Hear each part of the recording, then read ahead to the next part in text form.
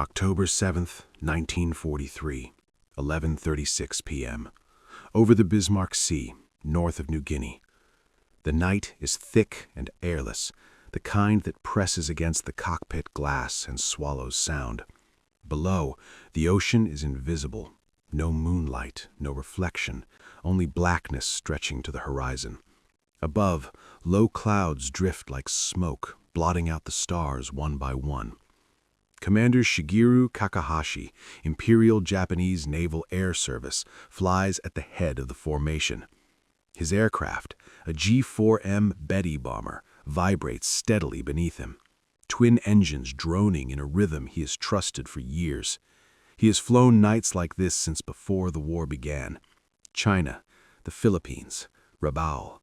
Darkness has always been an ally. Darkness hides mistakes. Darkness conceals numbers. Darkness protects the skilled. At least, it always has. Takahashi glances at his altimeter, then at the faint silhouettes of bombers holding formation behind him. Experienced crews, veterans, men who know how to read the night by instinct alone. No searchlights, no flak, no sign of the enemy. Americans are blind at night, one of the staff officers had said back in Rabaul. They rely on machines. Machines fail.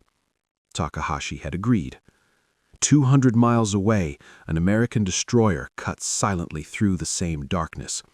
Below its deck, in a compartment washed in pale green light, Seaman First Class Joseph Miller stares at a circular radar screen. A thin line sweeps around the glass. Once.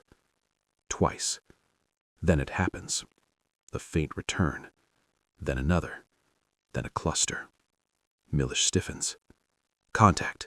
Multiple aircraft. Bearing 089. Range 100 miles. 100 miles. The officer beside him doesn't question it. He doesn't hesitate. He doesn't ask for visual confirmation. He doesn't need to. Back in the air, Takahashi feels calm, almost bored. The Americans haven't fired a single shell. No random flak bursts, no warning shots. Their ships must still be asleep below, unaware of what is coming. Maintain altitude, he orders over the radio.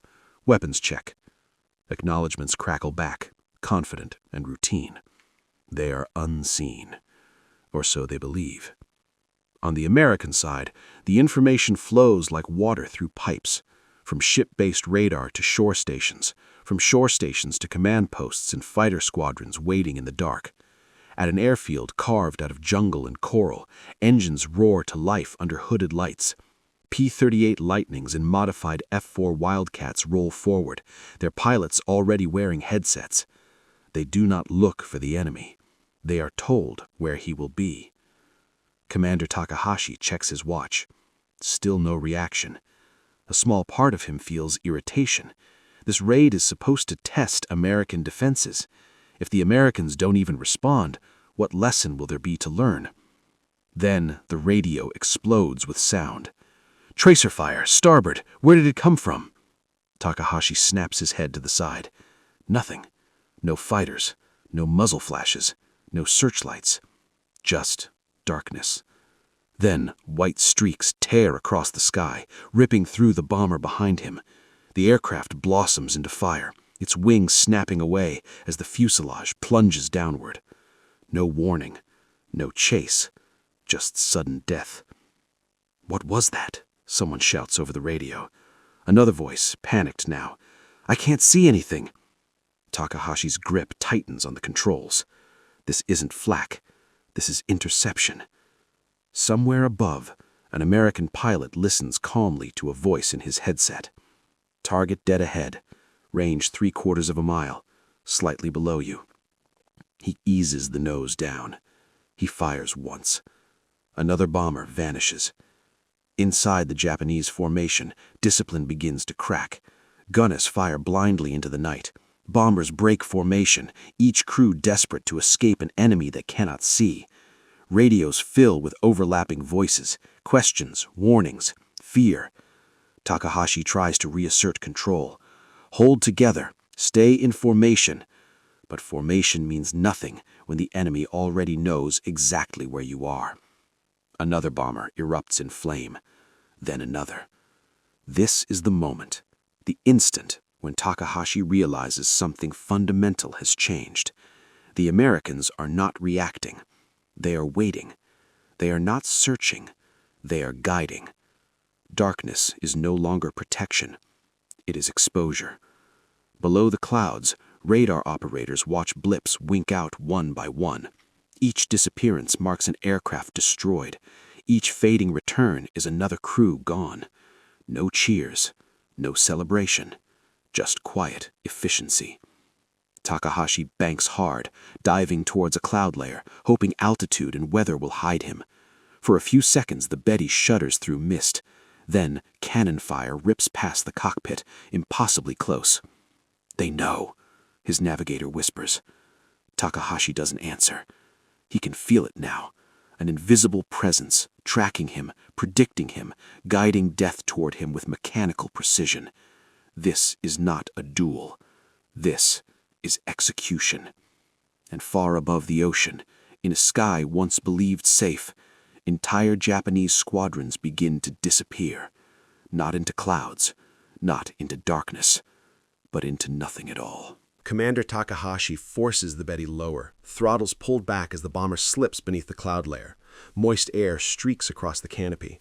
The engines strain, uneven now as if they sense the danger before the men do.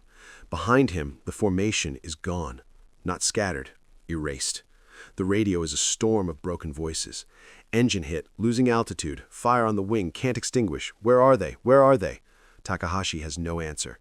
He scans the darkness again and again, searching for exhaust flames, contrails, silhouettes, anything human eyes can lock onto. There is nothing. Yet the attacks continue with terrible accuracy. High above, an American P-38 Lightning glides through the night, its twin engines humming smoothly. First Lieutenant Charles Weaver barely moves his head. His eyes stay forward, unfocused on the darkness outside. He doesn't need to see the enemy. The voice in his headset is steady, almost conversational. Bandit now 1 o'clock, range half-mile, descending. Weaver adjusts his trim. Radar does the seeing. This is the flaw Japanese commanders never anticipated. They assumed radar was a passive tool, something defensive, something clumsy, a way to spot ships or maybe warn of incoming raids. They never imagined it would replace vision itself.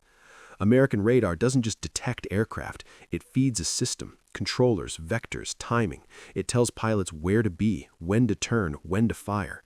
By the time Japanese crews realize they are under attack, the engagement is already over. Inside Takahashi's bomber, the navigator grips the chart table to steady himself. "Commander," he says quietly, "this isn't chance." Takahashi nods once. He knows. Years of experience tell him when a battle has turned against him, and this isn't a battle at all, it is something colder. He banks left sharply, then right, changing altitude in quick steps, trying to break whatever invisible line connects him to the enemy. It makes no difference. Another burst of fire tears through the darkness. This time it hits close enough for Takahashi to feel the shockwave. Instruments flicker. The bomber lurches. Port engine damaged. Fuel leak. The G4M was never built to take punishment. Its designers sacrificed protection for range, assuming speed and surprise would be enough. Surprise is gone. Above them, Weaver squeezes the trigger again. The Lightning's guns flash briefly, white light against black sky, and then he pulls away. He never sees the bomber crash. He doesn't need to. The radar operator's voice confirms it seconds later. Good hit, target fading. On the American ships below, radar scopes show the same story playing out across the sea.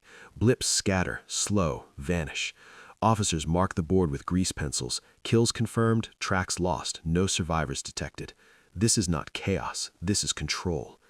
Back at Rabaul, hours later, the truth begins to settle in. Only a handful of aircraft return. Some limp in trailing smoke, others belly land on damaged runways. Many never arrive at all. Ground crews count the empty revetments in silence. Japanese commanders gather in small groups, voices low, faces tight. Weather? Luck? Ambush? None of the explanations fit. Pilots who survived tell the same story. There were no searchlights, no warning shots. They fired from nowhere. They knew where we were. One officer slams his fist on the table. That's impossible. But the room remains silent, because deep down, they know it isn't. For the first time since the war began, Japanese commanders are forced to confront a terrifying possibility. The Americans are no longer reacting to Japanese moves. They are anticipating them.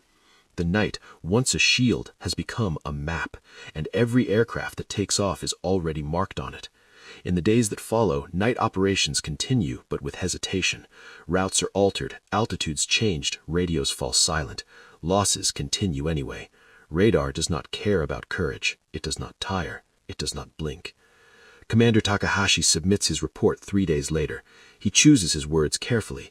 The enemy possesses a detection capability that renders darkness ineffective, he writes. Night operations can no longer be considered safe. It is a restrained sentence, but it carries the weight of disaster. Because once darkness fails, there is nowhere left to hide.